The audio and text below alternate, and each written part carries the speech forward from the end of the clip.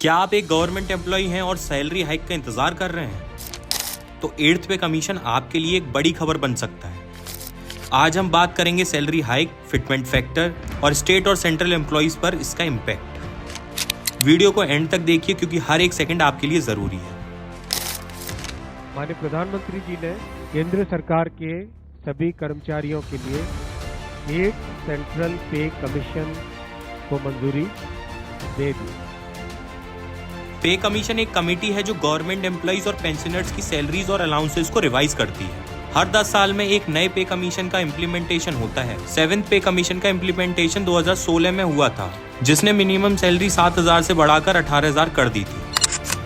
Fitment factor salary को revise करने का एक मल्टीप्लायर होता है। 7th पे कमीशन में ये 2.57 था, जिसने मिनिमम सैलरी 18,000 तक बढ़ा दी थी। अब एक्सपेक्टेशन है कि 8th पे कमीशन में फिटमेंट फैक्टर 2.5 से लेके 2.85 तक हो सकता है। अगर आपकी बेसिक पे अभी 18,000 है और फिटमेंट फैक्टर को हम 2.5 ही मानते हैं, तो आपकी रिवाइज सैलरी हो जाएगी 45,000। और अगर आपकी सैलरी 50,000 है तो नए पे स्केल के तहत ये 1.25 तक पहुंच सकती है। फिटमेंट फैक्टर सैलरी हाइक का बेस है जो हर एक गवर्नमेंट एम्प्लॉय के लिए गेम चेंजर बनेगा। अब बात करते हैं डीएनएस अलाउंस यानी डीए की, जो इन्फ्लेशन के इम्पैक्ट को टैकल करने के लिए दिया जाता है। 7th पे कमीशन के इम्प्लीमेंटेशन के बाद डीए 0 से शुरू हुआ था और आज 53% तक पहुंच गया है। लेकिन जब 8th पे कमीशन लागू होगा तो डीए रीसेट होकर 0 हो जाएगा। ये रीसेट इसलिए होता है क्योंकि नए पे कमीशन के बेसिक स्ट्रक्चर में इन्फ्लेमेशन एडजस्ट किया जाता है। डीए फिर नए कंज्यूमर प्राइस इंडेक्स के हिसाब से ग्रेजुअली बढ़ता है।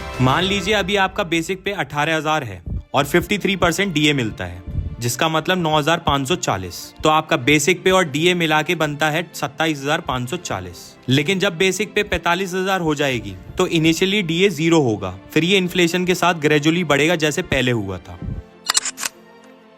पे कमीशन का इम्पैक्ट सेंट्रल एम्प्लॉयज के साथ स्टेट एम्प्लॉयज पर भी होता है, लेकिन अलग तरीके से। जैसे हरियाणा और पंजाब सेंट्रल पे कमीशन को डायरेक्टली अडॉप्ट करते हैं, वहीं तमिलनाडु और केरला अपने सैलरी स्ट्रक्चर्स को स्टेट इकोनॉमिक कंडीशन के हिसाब से एडजस्ट करते हैं।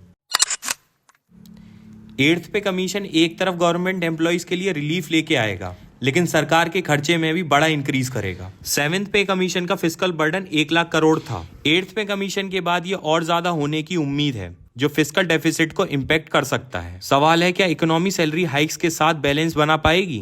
8th पे कमीशन एक तरफ एम्प्लॉयज के लिए बड़ी खुशी लेके आ सकता है, लेकिन फिस्कल डेफिसिट एक कंसर्न बन सकता है।